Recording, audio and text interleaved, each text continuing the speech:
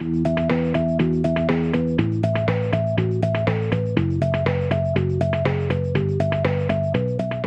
I'm Ben Davis, Executive Editor of Artinfo.com, and we're here in Gowanus, Brooklyn at the Interference Archive as part of a new video series about alternative spaces in New York.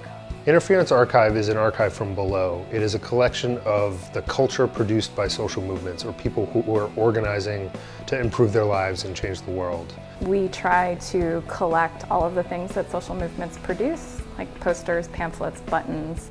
What is it about this kind of material that makes it special or worth preserving?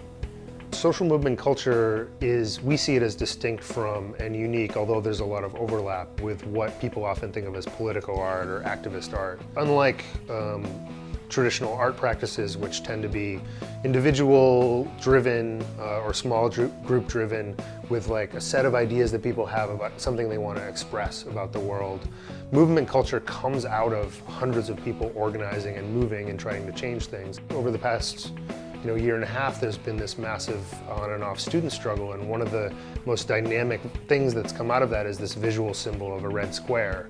It is sort of decidedly movement culture. It's something that wouldn't necessarily make sense as an art object, but makes perfect sense as a mechanism and tool for people to recognize each other as they're organizing and struggling. Tell me about this show. What's the story behind Strike Then, Strike Now?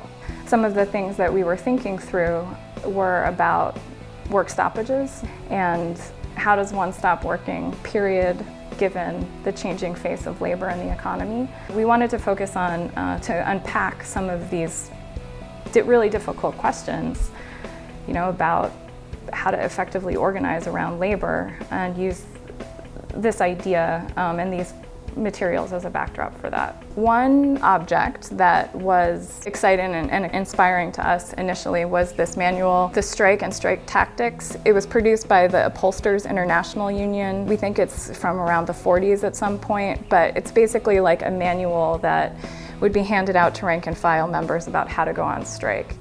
There's a selection of labor jokes that we've photocopied and blown up, like Woody Guthrie punching the clock, materials from the Wages for Housework campaign from the 70s, which is particularly exciting because it shows a moment in the feminist movement which I didn't learn about when I was studying feminism that highlights issues of class. There's a selection of posters from the fast food workers strike, which is a very recent strike that happened a couple months ago, where the campaign specifically took the I Am a Man signs that originated in the sanitation workers strike in 1968 and repurposed them today, and we're very interested in drawing a distinct parallel from that moment to now.